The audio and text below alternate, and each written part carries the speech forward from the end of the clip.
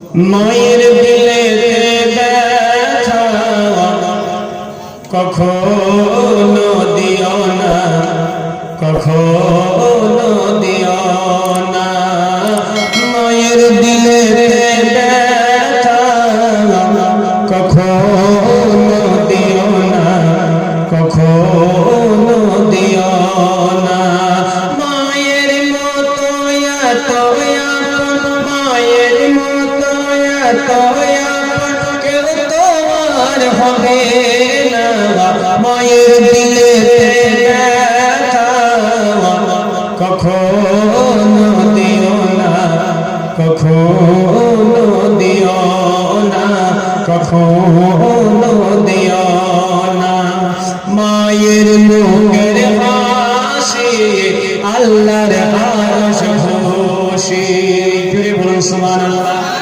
মায়ের মুখের হাসি আল্লাহর আরশ খুশি। যে জান্নাতের দাবিদার মাকে ভালোবাসলো বেশি।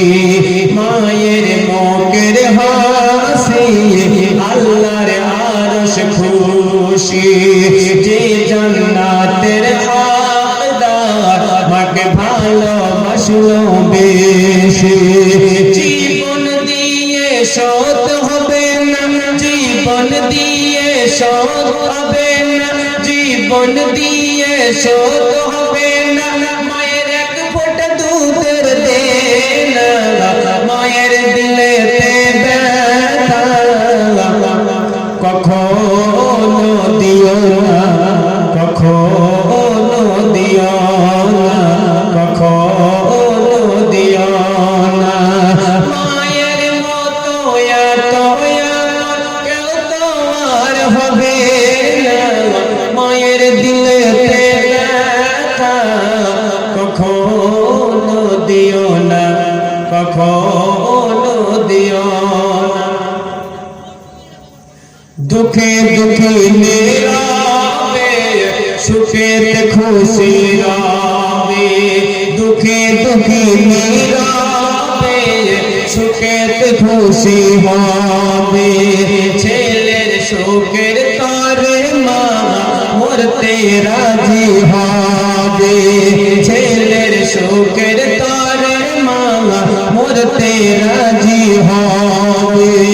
মায়ের পাক কদমের তলে, মায়ের পাক কদমের তলে আজ জান্নাতের ঠিকানা।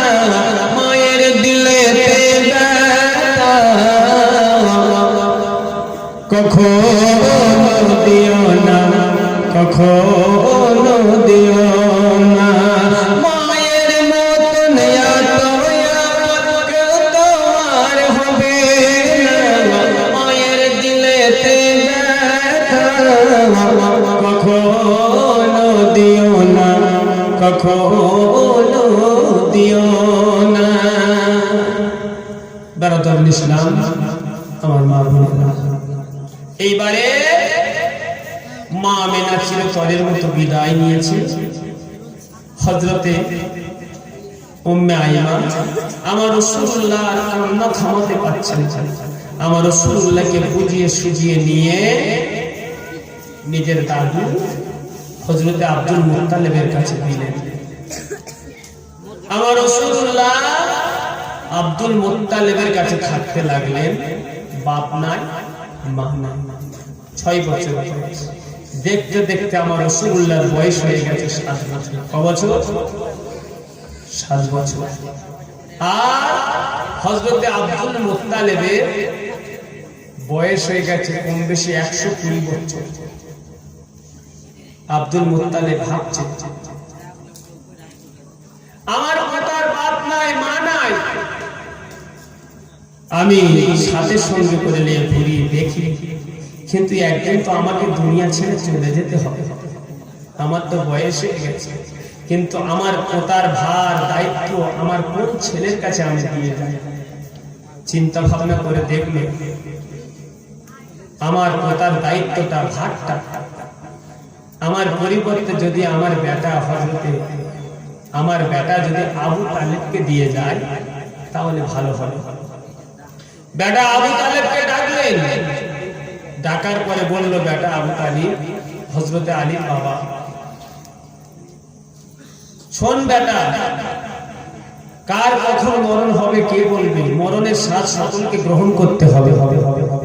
অতএব আমি তোর আব্বা, বয়স অনেক হয়ে গেছে, না জানি কখন দুনিয়া ছেড়ে চলে যাব। আমি বিছানায় সজ্জিত হয়ে গেছি। আমার এই পোতার দায়িত্বটা তোকে দিলাম, তুই নিজের ছেলের মতো মনে করে দেখবি। ওকে যতক্ষণ পর্যন্ত না গোসল দিবি তুই গোসল করবি না, ওকে যতক্ষণ পর্যন্ত না খাবার খাওয়াইবি তুই খাবি না। আমি তোর বাপ হয়ে কিছু দায়িত্ব দিচ্ছি, সেই দায়িত্বটা তুই পালন করবি। আবু তালেব আব্বার কথাটা মেনে নিলেন। আমার শিশু রাসূল চাচার কাছে থাকতে লাগলো। হঠাৎ আমার নবীজির দাদু আব্দুল মুত্তালিব অসুস্থ হয়ে গেল। আর যেন কথা বলতে পারে না, চোখের পাতা খুলতে পারে না। 120 বছর বয়স। নবীজি দাদুর মাথার কাছে গিয়ে কাঁদছে আর বলছে, দাদু কি হলো তোমার? কত মহব্বত আর কত ভালোবাসা, দুনিয়ার বুকে মা নাই বাপ নাই গো দাদু, আজ তুমি দুনিয়া ছেড়ে চলে যাচ্ছ। ও আমার দাদু জান, একবার মরণকালে ইন্তেকালে পূর্বে তোমার পোতার দিকে একবার চোখ খুলে দেখো। চোখের পাতা তুলতে পারে না। আব্দুল মুত্তালিব কানে শুনতে পাচ্ছে কিন্তু শরীরে কোনো শক্তি নাই। চোখের পাতাটা খুলে যে পোতাকে দেখবি। আল্লাহর নবী বারবার বলছে, দাদু গো একবার আমার দিকে চোখের পাতাটা খুলে দেখো, তোমার পোতাকে একবার মরণকালে চোখের পাতা টেনে দেখে যাও। অনেক চেষ্টা করার পরে এইবার যেন আব্দুল মুত্তালিব চোখের পাতাটা খুলে আমার নবীর দিকে যখন তাকিয়েছে, আমার আল্লাহ পাক ফেরেশতা ইসরাঈলকে পাঠিয়ে দিয়েছে। ও ফেরেশতা ইসরাঈল, যাও যাও যাও, আমার নবীর দাদু খানায় কাবার মতো আল্লি আব্দুল মুত্তালিবের রূহখানা কবজ করে নিয়ে চোখের পাতা খোলা রয়েছে, রূহখানা বার করে নিয়েছে। আর যেন চোখের পাতা মুজল না, খোলা অবস্থায় মনে হচ্ছে নবী মুস্তাফার দিকে চেয়ে রয়েছে। বাবা আব্দুল মুত্তালিব 120 বছর বয়সে চিরতরের মতো এইবার বিদায় নিয়ে নিল। আব্দুল মুত্তালিব যখন দুনিয়ার বুক থেকে চলে গেল, আবু তালেব আমার নবীকে দেখাশোনা করতে লাগলো। আল্লাহর নবী থেকে হঠাৎ একদিন দেখতে দেখতে বাবা আল্লাহর নবীর বয়স 8 বছর হয়ে গেছে। মুসলমান বাবাজি ভাই, আস্তে আস্তে নবীজি বড় হতে রয়েছে। আল্লাহর নবীর বয়স 8 বছর হয়ে গেছে। হঠাৎ একদিন আবু তালিব ঘর থেকে যেন বেরিয়ে কোথায় যাবি? আল্লাহর নবী বলে, চাচা যান, কোথায় যাবেন? তৈরি হয়েছে? বলে, বেটারে কথাই বলে বসে খেলে রাজার ভান্ডার শেষ হয়ে যায়। ভেবেছি এইবার মুলকের শাম দেশে ব্যবসা করতে যাব, তাই প্রস্তুতি নিচ্ছি। আমার রাসূলুল্লাহ শিশু নবী ওই সময় বলেছিলেন, চাচা ওগো চাচা যান, দাদু জানের কথা কি তোমায় মনে নাই চাচা? আমার দাদু ইন্তেকালের পূর্বে একটা কথা বলেছিল, তোমাকে সবসময় আমাকে সাথে সঙ্গে রাখতে। চাচা জানবো আমার আব্বা নাই মা নাই, তুমি বিদেশে ব্যবসা করতে যাবে, আমি কেমন করে একা একা ঘরেতে থাকবো? তুমি থাকবে না, আমায় কেমন লাগবে চাচা? ওগো চাচা যা, তুমি যেখানে যাও যাও চাচা, দয়া করে তোমায় সঙ্গে আমায় নিয়ে চলো। এইবার বললো কি বাবা? বলে আমার ব্যবসা হোক আর না হোক, লাভ হোক আর লস হোক, আমার কথাটা মানতে হবে। মুহাম্মদ সাল্লাল্লাহু আলাইহি ওয়াসাল্লামকে নিয়ে যাব। বলে বাবা ভাতিজা রেডি হও, যাওয়ার জন্য তৈরি হও। আল্লাহর নবী রেডি হয়ে গেলেন। এবার ভাতিজাকে সঙ্গে করে নিয়ে কাফেলার সঙ্গে ওই মক্কা থেকে মদিনা হয়ে মুলকের সামনে ব্যবসায়ী যায়। বেরাদরুল ইসলাম, মক্কা থেকে মদিনায় ঢুকেছে, এখন মুলকের সামনে রাস্তা ধরেনি। যেতে যেতে যেতে যেতে শরীর কাফেলার ক্লান্ত হয়ে গেছে। সঙ্গে আমার নবী আছে, নবীর চাচা আবু তালিব আছে, আরো অনেক লোক আছে, তারা মাল নিয়ে বাণিজ্য করতে যাচ্ছে। কাফেলার দলেরা বলছে, ও এইখানে যে গাছ আছে, ছায়া আছে, চলো আমরা এই ছায়াতে একটু সময় কাটিয়ে নিই, রেস্ট করে নিই, তারপরে আবার আমরা যেতে লাগবো। কাফেলার দলেরা তারা ব্যবসা করতে যাচ্ছিল, সবাই ওই গাছের গোড়াতে আরাম করছে। আমার নবী সেখানে আছে। দূর থেকে একটা খ্রিস্টান পাদ্রী সে দেখে ফেলেছে, জোরে বলেন সুবহানাল্লাহ। এতগুলি লোক এরা ব্যবসা করতে যাচ্ছে পথে, তারা আমার নবী মুস্তাফাকে ওই খ্রিস্টান পাদ্রী দেখে চিনে ফেলেছে। আমার বাবাজি ভাই মুসলমান, খ্রিস্টান পাদ্রী তার বাড়ির লোকজনকে বলল, ওই যে কাফেলার দলগুলো বসে রয়েছে, যাও যাও যাও, তাদেরকে বলো তোমরা যেখানে ব্যবসা বাণিজ্য করতে যাও না কেন, আমার বাড়িতে তারা যেন দুটো করে খানা খেয়ে যায়। তাদের জন্য খানার ব্যবস্থা করা হচ্ছে, আর তাদেরকে একটু ডেকে আমার বাড়িতে নিয়ে আসো। সঙ্গে সঙ্গে খ্রিস্টান পাদ্রীর লোকেরা ওই কাফেলার দলকে গিয়ে বলল, গো তোমাদের সবাইকে আমাদের ওই বাড়িতে ওই গির্জার পাদ্রী নিমন্ত্রণ করেছে, তোমরা সবাই চলো, যেখানে যাও দুটো অন্তত তার বাড়িতে খেয়ে যাও। আমার বাবাজি ভাইরা সবাই গেল খাবার খেতে, কিন্তু আল্লাহর নবীকে এই মালের কাছে বসিয়ে রেখে এইবার সবাই ওই পাদ্রীর বাড়িতে চলে গেল। সবাই খেতে বসেছে, খাবার দিয়ে দিয়েছে। পাদ্রী জিজ্ঞাসা করছে, ওগো তোমাদের ভিতরে আর কে কেউ আসতে বাকি আছে? আবু তালেব ওই সময় বলল, আমার একটা ভাতিজা ছোট্ট ছেলে, সে বাকি আছে, ওই গাছের গোড়ায় বসে আছে। বলে, শোনো তাকে ডেকে তাড়াতাড়ি নিয়ে আসো। আল্লাহর নবীকে নিয়ে আসা হলো। আল্লাহর নবী যখন আসলো, পাত্রী দেখে চিনে ফেলল। দেখার পরে বলল, এই ছেলেটার সঙ্গে গার্জেন কে আছো?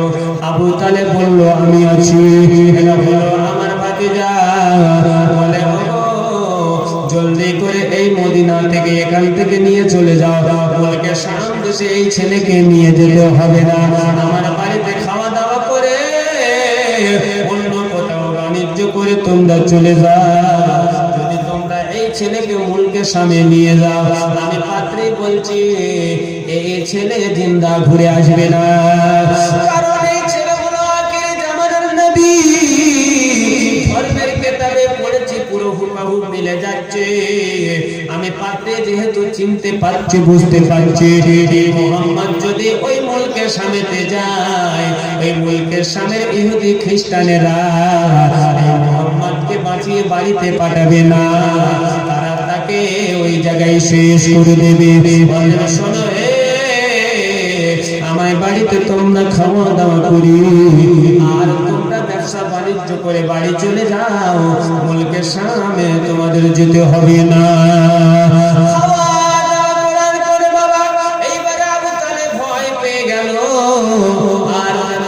সামনে যাওয়া হলো না। ওই বুসরা শহরে ব্যবসা বাণিজ্য করার পরে লাভ হলো, বাবা ইনকাম হলো। এইবার যেন আল্লাহর নবীকে নিয়ে বাড়িতে চলে গেল। আল্লাহর নবী চাচার বাড়িতে থাকে। আস্তে আস্তে বাবা এইবার বড় হতে লাগলো, আর নবী আমার আস্তে আস্তে যুবক হতে লাগলো। 8 বছর, 9 বছর, 10 বছর, 11 বছর, 12 বছর, 13 বছর, 14 বছর, এমন করতে করতে বাড়তে বাড়তে আল্লাহর নবী চাচার বাড়িতে কম বেশি গেছে, 24 থেকে 25 বছর বয়স হয়ে গেল, যুবক হয়ে গেল। নবী আমার যখন যুবক হয়ে গেছে, হযরতে আবু তালিব হঠাৎ একদিন যেন আমার নবীকে বলছে, বেটা মাথার বোঝাটা একটু হালকা কর। আমার রাসূলুল্লাহ ভাবতে লাগলেন, মাথার বোঝা হালকা করা মানে?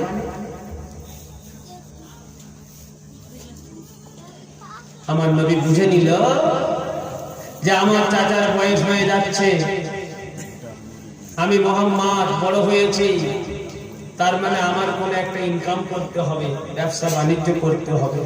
কিন্তু ব্যবসাটা করব কেমন করে করব? ব্যবসা করতে গেলে টাকা লাগবে, ধন লাগবে, পুঁজি লাগবে, আর কে বা আমাকে দেবে, আর কাকে বা বলবো? আমার রাসূলুল্লাহ ভাবতে লাগলেন কিভাবে চাচার মাথার বোঝা হালকা করা যায়। ভাবতে ভাবতে হঠাৎ যেন সন্ধান পেয়ে গেল, মক্কা শরীফের বুকে একটা মহিলা আছে যার নাম হলো খাদিজা। কথাটা মনে রাখবেন, নাম কি? খাদিজা।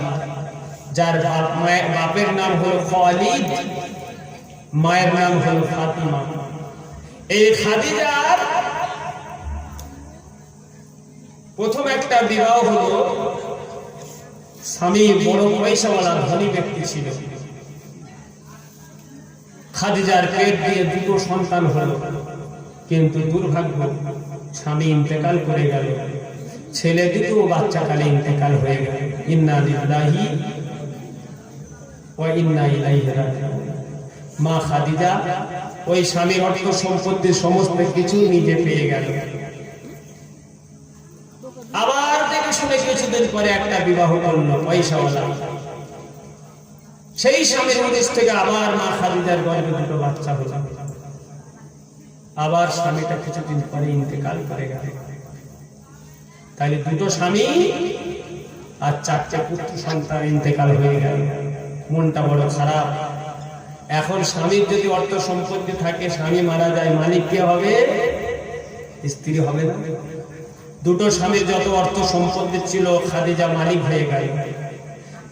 মা খাদিজা বৃদ্ধ বাবা আর মা উভয় ইন্তেকাল হয়ে গেল। তারাও বিশাল পয়সাওয়ালা ছিল, সমস্ত অর্থ সম্পত্তি বাপের তরফ থেকে, মায়ের তরফ থেকে মা খাদিজাও পেয়ে গেল। যদি বলেন সুবহানাল্লাহ। সেই অর্থ সম্পত্তি নিয়ে মা খাদিজা বেশ একবার নিয়াত করে নিয়েছে, আর আমি দ্বিতীয় বিয়ে করব না, কারণ আমার নসিবেতে বিয়ে নাই, কপালে স্বামী নাই। 2টা বিয়ে করলাম, 4টে ছেলে হলো, ইন্তেকাল হয়ে গেল, আমি আর বিয়ে করব না। এই যে আমার অর্থ সম্পত্তি আছে, আমি লোক লস্কর দিয়ে ব্যবসা বাণিজ্য করে চলব, এরকম একটা মনের ধারণা। কিন্তু আমার আল্লাহ বলছে, খাদিজা আমি আল্লাহ পাক ইসলামকে শক্ত করার জন্য, ইসলামকে শক্ত করার জন্য তোর বুক থেকে তোর স্বামীদেরকে ছিনিয়ে নিয়েছি, আর পরকালে তোর স্বামী হবে আমার নবী। জোরে বলেন সুবহানাল্লাহ। এটাই বোঝাতে চাচ্ছি আমার বাবাজি ভাইরা। ওই খাদিজা অর্থ সম্পত্তি বহু, স্বামী নাই, ছেলে পিলে নাই, অন্য লোকজনকে দিয়ে ব্যবসা বাণিজ্য করায়। মানুষজন খাদিজার মাল নিয়ে মুখে স্বামী যাই, বসরাতে যায়, বিভিন্ন দেশে যায়, ব্যবসা বাণিজ্য করে। করার পরে যেটা লাভ হয়, ওই লাভের অংশ মা খাদিজাকে দেয়, আর ওরা নেয়। মুসলমান বাবাজি ভাই, আমার নবী খবর পেয়েছে খাদিজা ব্যবসা বাণিজ্য করার লোকজনকে মাল দিয়ে। আমার নবী বলে, আল্লাহ আমি কেমন করে খাদিজার কাছে বলবো? আমার আল্লাহ বলে, আমার হাবিব তোমাকে খাদিজার কাছে মালের জন্য বলতে হবে না, ব্যবসা করার জন্য বলতে হবে না। আমি আল্লাহ পাক এমন ভাবে মা খাদিজার দিলের মধ্যে উদিত করে দেব, মা খাদিজা নিজে তোমার খোঁজ লাগাবে। ও মুসলমানেরা, আল্লাহর নবী চিন্তায় চিন্তিত হয়ে আছে, আল্লাহর নবী চিন্তায় চিন্তিত হয়ে আছে। চাচার মাথার বোঝা হালকা করতে হবে, যুবক হয়েছে, ব্যবসা বাণিজ্য করতে হবে। এদিকে মা খাদিজা যেন একটা সত্যবাদী সন্তান খুঁজছে, একটা সত্যবাদী যুবক ছেলে খুঁজছে, মানুষ খুঁজছে। মা খাদিজা তার বাড়ির লোককে, মা খাদিজা তার বাড়ির একটা লোককে, মহিলাকে ডেকে বলল, বলে শোনো নাফিসা, তুমি শুনে নাও, জেনে নাও, তার বাড়ির একটা কাজকর্মে অলি ছিলেন, তার নাম হলো নাফিসা। নাফিসাকে ডেকে বলল, নাফিসা রে, আমি এতগুলো মাল অর্থ সম্পত্তি মানুষ নিয়ে দেশ বিদেশে ব্যবসা বাণিজ্য করতে যাচ্ছে, যার জন্য একটা হিসাব রাখার লোক লাগবে, একটা সৎ লোক লাগবে, ব্যবহার ভালো সত্যবাদী একটা ছেলে লাগবে। তুমি যদি পাও তো এই মুহূর্তে একটা সত্যবাদী ছেলে খুঁজে বার করো। আর যে ছেলেটাকে তুমি বার করবে, আমার যত লোক মালমাত্তা নিয়ে ব্যবসা করতে যাবে, তাদের ভিতরে ওই ছেলেটা লিডার হবে, নেতা হবে। আর ওই ছেলেটা আমার ওই লস্করকে নিয়ে যাবে, ব্যবসা করে যখন ফিরবে, অন্য জনকে না দেব, তার ডবল ওই ছেলেটিকে পারিশ্রমিক দেব। সবাইকে যা দেব, ওই ছেলেকে ডবল দেব। এইরকম একটা ন্যায়, সত্য, ভালো চরিত্রবান ছেলে একটা দেখো। এতগুলি মাল হিসেব রাখতে হবে, ব্যবসা বাণিজ্য এত লোক করতে যাচ্ছে। নাফিসা বলছে, ওগো আমাদের মালিকা খাদিজা, একটা ছেলে আছে মক্কার বুকে, মক্কার লোকেরা তাকে আলামিন বলে ডাকে, জোরে বলেন সুবহানাল্লাহ। সত্যবাদী বলে ডাকে, তার ব্যবহার, আখলাক, চরিত্র সত্য, ভালো। তবে ওই ছেলেটাকে একটু বলে দেখতে হবে। মা খাদিজা বলল, যাও বলে দেখো, যদি সে আমার কাজে যোগ দেয়, তাহলে অন্যান্যকে যা দেবো তার ডবল দেব, কারণ সমস্ত লোকের দায়িত্ব তার উপরে থাকবে।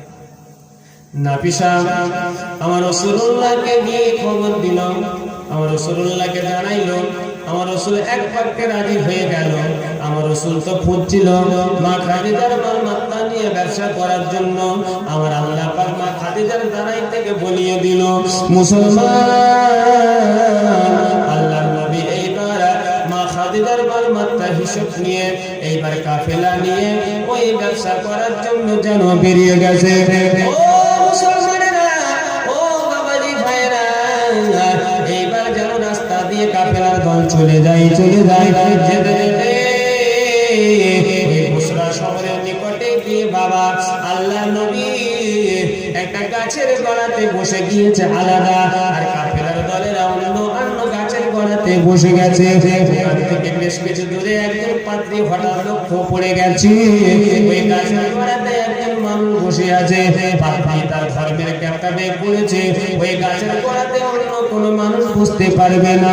বিশ্ব নবী হয় বলবে, নয় আবু তালেবের বেটা হযরত আলী বুঝবে, তাছাড়া পৃথিবীর অন্য কোনো মানুষ ওই গাছের গোড়াতে বুঝতে পারবে না।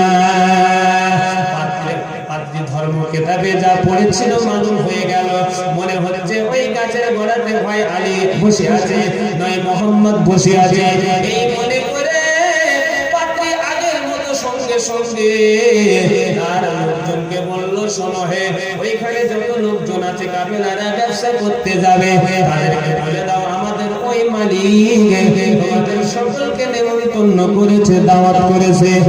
আমাদের বাড়িতে দুটো খানা খাবে দুপুরের বেলা, আর খাওয়ার পরে তোমরা যেখানে যাবে চলে যাবে। এই বলার পরে সবাই রাজি হয়ে গেল আগের মতো। বাবা এই কাফেলার দলেরা এইবার ওই পাত্রের বাড়িতে খেতে গেল। আমার নবী গেল, আমার নবী যাওয়ার পরে চিনে ফেললো, বলে শোনো রে কাফেলার দলেরা, এটা হলো আখেরি জামানার নবী। কাফেলারা বলছে, কি করে বুঝলে এটা আখেরি জামানার নবী? বলে আমার ধর্মের কিতাবে রয়েছে ওই গাছের গোড়াতে দুইটা ব্যক্তি বসবে, হয় মোহাম্মদ বসবে, নয় হযরতে আলী বসবে। তবে যদি মোহাম্মদ না হয় হযরতে আলী হবে। বলে এই ছেলেটা কি আবু তালেবের বেটা আলী? বলে না না না, এই ছেলেটা আবু তালেবের ভাতিজা। পাত্রী তখন বলল, তাহলে আবু তালেবের যদি ভাতিজা হয়, তাহলে এ হলো মুহাম্মদ আখিরি জামানার নবী। তবে শুনে নাও, তোমাদের অনুরোধ করে বলছে, তোমরা মুলকের সামনে এই মুহাম্মদকে নিয়ে যেও না। আমার ধর্মের কিতাবে পড়েছি করে, ইসলাম ধর্ম প্রচার করবে, নবুয়তটা জাহির করবে, প্রচার করবে। ইহুদিরা যদি দেখে এক বাক্যে একে চিনে নেবে আর একে জিন্দা ফিরিয়ে দিবে না, কারণ মুলকে সামনে ইহুদিদের বসবাস, আর ইহুদি খ্রিস্টানরা হলো মুসলমানদের চরম দুশমন। ওদের তোমরা আমার বাড়িতে খাবার খাও আর তোমরা ওই মুলকের সামনে না গিয়ে কুষ্টা শহরে ব্যবসা বাণিজ্য করে চলে যাও। বাবা তারা খাওয়া দাওয়া করে আর মুলকের সামনে গেল না, ওই কুষ্টা শহরে ব্যবসা বাণিজ্য করার পরে বাবা আমার আব্বা জানে না, মা বোনেরা এইবার ব্যবসা বাণিজ্য করলো, লাভ হলো, আল্লাহর নবী সমস্ত হিসাব কিতাব নিয়ে এইবার যেন কাফেলার দল বসরা থেকে বাবা ওই মক্কার বুকে আগমন করেছে। এদিকে মা খাদিজা রাতে বিছানায় শুয়েছিল বাবা, হঠাৎ যেন একটা স্বপ্ন দেখছে। মা খাদিজা একটা স্বপ্ন দেখছে। কি স্বপ্ন দেখেছে আপনাদের শোনাবো। মা খাদিজা কি এমন স্বপ্ন দেখলো যার বিনিময়ে নবীর সঙ্গে বিয়ে হলো। এই ঘটনাটা শুনি আজকের মতো জীবনী শেষ করে দেব, কালকের অনেক রাত জাগতে হবে মুসলমান আখিরি রাত। আমার বাবাজি ভাই, মা খাদিজা কি স্বপ্ন দেখলো, মা খাদিজা কি স্বপ্ন দেখলো, আর স্বপ্নের যে তাবির করে, যে স্বপ্নের খবরটা বলতে পারে, ওয়ারকা বিন নাফিল কিভাবে বুঝিয়ে দিল আপনাদেরকে শোনাইবো কি স্বপ্ন দেখলো। দয়া করে এই মজলিসে এমন একটা ব্যক্তি আছো কি মা খাদিজার মহব্বতে, মা খাদিজার চারটে বেটার মহব্বতে বাবা, মা খাদিজার চারটে বেটার মহব্বতে চারজন ব্যক্তি মসজিদের উন্নতি করতে 500 করে টাকা দিবি। আমি গুনাহগার, নবীর বেটাদের কবর দেখে এসেছি, নবীজির বেটাদের কবর আমি গুনাহগার নিজে চোখে দেখে এসেছি। মা খাদিজার কবর আমি নিজে এই চোখ দিয়ে দেখেছি, জিয়ারত করেছি। ওখানে তো পুলিশেরা জিয়ারত করতে দেয় না, কিন্তু আমি সুযোগ বুঝে বুঝে ঠিক টাইমে গিয়ে লুকিয়ে লুকিয়ে জিয়ারত করে এসেছি। যদি বলেন ওদের ধারণা কবর জিয়ারত করা মানে পূজা করা। আচ্ছা, পূজা করতে গেলে ঘন্টা বাজাতে হবে, মন্ত্র পড়তে হবে, তাকে খোদা বলে মানতে হবে, তার কাছ থেকে সবই কিছু পাওয়া যাবে, এটা ভাবতে হবে, তাই না? বুখারী শরীফে হাদিস আছে তো, ইন্নামাল আমালু বিন্নিয়াত, নিয়ত দিয়ে ফল। আমার তো নিয়ত এটা নয়। এদেরকে কে বোঝাবে? আল্লাহর নবী মক্কা জাহিলিয়াতে ভরপুর ছিল, আল্লাহর নবী এসে পবিত্র করেছে। আবার কিয়ামত যখন নিকটে আসবে, আবার মক্কার বুকে জাহিলিয়াতে ভরে যাবে। টুপি থাকবে, পাঞ্জাবি থাকবে, লম্বা জামা থাকবে, ড্রেস থাকবে। মক্কার বুকেতে তাদের ড্রেস দেখে আপনার মাথা খারাপ। এই যে জামাটা আমি গাইতে আছি, এটা মদিনার বাজার থেকে আমি খোঁজ কিনেছি। আমাদের ইন্ডিয়ার টাকা মনে হচ্ছে আপনার 7-8 হাজার টাকা পড়েছে জামাটা। ওদের ড্রেস দেখলে আপনার মাথা খারাপ। এই সমস্ত ড্রেস ওরা পরে, ড্রেস থাকবে, পাগড়ি থাকবে, রুমাল থাকবে, কিন্তু নবীর মহব্বত থাকবে না। এমন একটা সময় আসবে আমার উম্মতের ভিতরে, তারা কোরআন তেলাওয়াত করবে, মনে হবে কোরআন ওদের জন্য আর ওরা কোরআনের জন্য, কিন্তু কোরআনের তেলাওয়াতটা, কোরআনের মহব্বত, ভালোবাসা এই হুলকুমের নিচেতে তাদের নামবে না। যদি বলেন, তাদের পোশাক লেবাস থেকে মনে হবে ইসলাম ধর্মটা ওদের জন্য এসেছে, আর ইসলামটা ওদের জন্য, ওরা ইসলামের জন্য, কিন্তু ওরা নবী মুস্তাফার গুস্তাখি হবে, নবীর প্রতি গুস্তাখি করবে, বেয়াদবি করবে। আর যে বেয়াদবি করবে তার ঠিকানা কোথায়? যত আপনি পাগড়ি লাগান না কেন, টুপি পরেন না কেন, জান্নাত মামার বাড়ির আবদার নয় যে পেয়ে যায়। বাবাজি ভাই, মা খাদিজার বেটাদের মহব্বতে, মা খাদিজা যে স্বপ্নটা দেখছে, আমার নবী আসছে ব্যবসা করে, আপনাদেরকে শুনিয়ে দেব। 4 জন ব্যক্তি দিয়ে দেন আখেরিতে 100 করে টাকা, 4 জন দেন। দেখি নবীর বেটাদের কি আছে। এই ক্যাক ক্যাক করছে ডিম পারলো কি দেখ কে আছে চারজন দেবেন না মা একবার সিমেন্ট 25টা ইট কমিয়ে দিলাম 25টা ইট কেউ দেবেন না চারজন দেন তো 25টা করে ইট 50টা না 25টা করে দেন তো কালকের একবার নিয়ে দেন ও মা 25টা ইট দিতে পারবেন না একটা কবরের ধারেতে গাঁথতে গেলে 200-250 ইট লাগে আল্লাহর কাছে দোয়া করব আল্লাহ পাক আপনার কবরটা জানো এই মসজিদে আপনি দেবেন মাটি জানেন জান্নাতের ভিতরে যে ঘর হবে সোনারই 25টা করে ইট দেন তো চারজন ওইদিকে নিয়ে বলো একটা সব দেবেন না এটা ভাবেন না মা এরা মুরগি এমন করছে কেন রে মানে বাঁধার কথা বলেছিল না এখন মনে করেছে ওদিকে দেখো এই ছড়া থাকবে যার বাড়ি ওদিকে দেখো নারে তাকবীর